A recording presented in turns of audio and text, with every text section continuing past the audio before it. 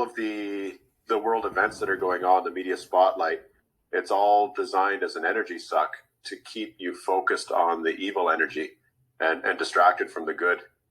And I didn't know if that would be somewhere okay to go. And that's kind of why I wanted to chat with you here ahead of time. I think it's wonderful because you're right. You're absolutely right about that. We do get caught up in the fear. The propaganda is made to do that in some way. And once you see it, you can't unsee it.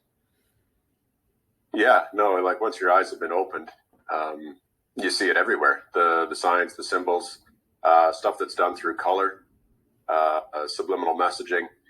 But one interesting idea that I was presented with is the idea of transference. And you see this in physics. Physics tells us that energy cannot be created or destroyed. It only changes form. That happens in the physical as well as the spiritual. There's a show on Netflix, I believe it's called The Witcher. I saw a clip from it. And what happens in this clip is there's some student witches, and they're learning how to levitate a rock. And the teacher tells them, use this incantation to levitate the rock. There's a rock and a flower on the desk. And this one girl, she gets it figured out, and the rock starts levitating. But her hand shrivels up and dies. And the teacher then explains that you can't get something for nothing. The teacher demonstrates, she picks up the flower and levitates the rock, and the flower dies. So there has to be a transference of energy. So the energy that went into levitating that rock then killed the flower. And I think that's what we're seeing right now as the whole COVID narrative is collapsing. There had to be another catastrophe or something to shine the spotlight on to transfer that energy. Otherwise, you know, the elephant in the room is all these white papers that are coming out from Pfizer, Moderna, that are being largely ignored because there's something else to look at and something else to be angry at or fearful of, anxious about. And without that transference, all the blowback would come to the perpetrators of the hoax. So we go from one to the next, and there'll be another one after this. Well, they're false flag events. That's what they are. Problem, action, solution. Problem, reaction, solution. Yeah. Yeah. Yeah. So as long as that trick keeps working on people, they'll keep doing it. It's like when you go to a magic show. You can go and you can watch and you can be entertained and go, oh, wow, that's a really neat illusion. I wonder how he did it. Or you can be in complete bewilderment and absolutely believe that, he made a helicopter disappear or sawed a girl in half. And for a child, there's a certain amount of naivety that will allow that. And I think we've talked about this before. We're all still children in adult bodies. And it's when you start waking up to new realities, it's just layers of, it's like an onion, peeling an onion. Layers of truth start to show themselves. And it's interesting how it will point itself out. You know it. There's a knowing to the truth. You can feel it. You can assess it. You can put it in a pretty little package and say, you know what, that rings as truth. And your intuition will tell you. It's interesting how it happens. And then it starts coming together as a map. You start seeing the truth here and there in all of the weeds. It's fascinating how it works. There's been a real perversion of language.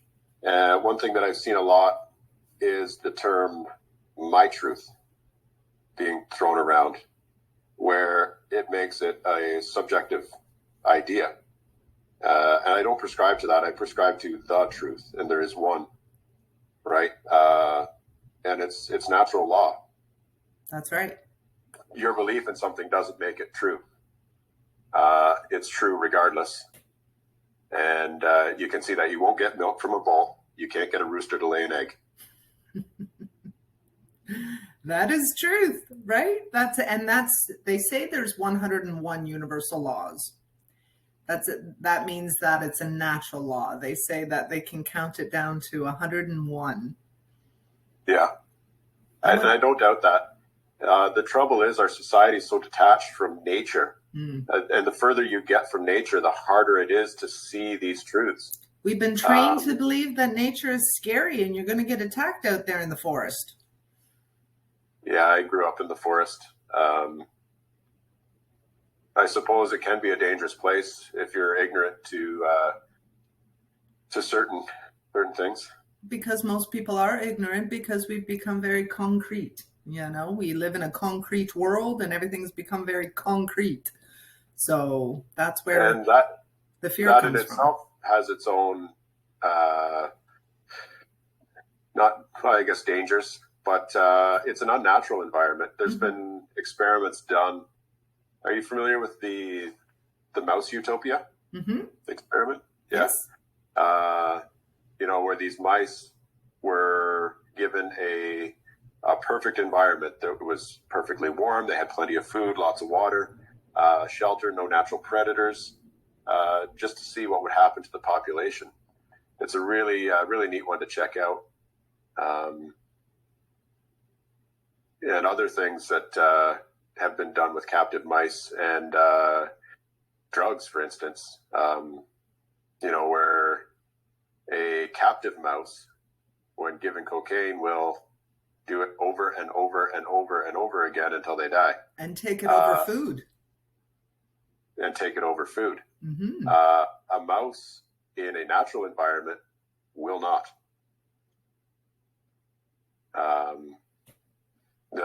They'll hit it while they don't have the same drive for it. Mm-hmm. They go, oh yeah, okay, that was interesting. Not doing that again. But this is what they're doing to the psychological makeup to the population, I feel. This is where you're looking at what's happening to the masses. And, you don't want to be judgmental, but you also want to, the reality is, that is what happens on the psychological level. They knew it. We fell for it, or lots of people fell for it. And now we're stuck in it trying to get out of it. So it's great that we're having these conversations. Yeah. Anyways, you want to get yourself a hot chocolate? Yeah. Before we start our live chat, that's what I would like to do. Yeah. 15 minutes. We've got 15 minutes. My wife just texted me asking for the Bible verse that I played for her this morning. Oh. And I just sent it to her. It was Ezekiel 33. Oh, I would love for you to place that in the chat. I don't know how to do that. Okay, I'll figure it out. Send it to me. If you have the link, send it to me and I'll do it. I don't know that it's really relevant for everybody. It was really relevant for her because of the demons she was battling yesterday. And like I was telling you, I try not to use my own words, but I'll use scripture to reinforce what I know. Because sometimes getting advice from even the people closest to you is so hard to hear. It's very true. Sometimes it doesn't work at all. Yeah, I don't know how to better explain that. But it makes a lot of sense. Okay, so I'm going to do a hot chocolate. I recorded this little blurb because I think it's great. I'm going to put it out on YouTube and just show it around. Maybe not YouTube, maybe Rumble. Okay, and then whichever. We'll come back at 10 o'clock in 15 minutes and do a live chat here. And I can't wait. Okay, it'll be fun. We'll talk soon. See you in a bit.